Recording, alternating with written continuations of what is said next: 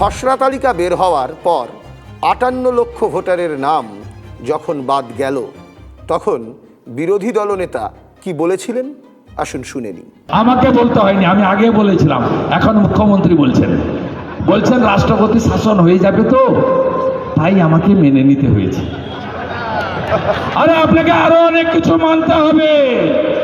এ তো পহলে ঝাঁকি হ্যায়, কাশি মথুরা বাকি হ্যায়।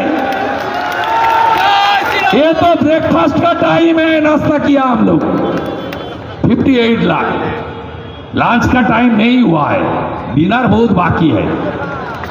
বাচনভঙ্গি থেকে স্পষ্ট যে শুভেন্দু অধিকারীর এই তির্যক মন্তব্য প্রতিপক্ষ তৃণমূলের উদ্দেশ্যে, কিন্তু জলখাবার বলুন আর মধ্যাহ্নভোজন অথবা নৈশভোজ, সব ক্ষেত্রেই আসলে খাদ্য কারা হচ্ছেন আর কারাই বা খাদক।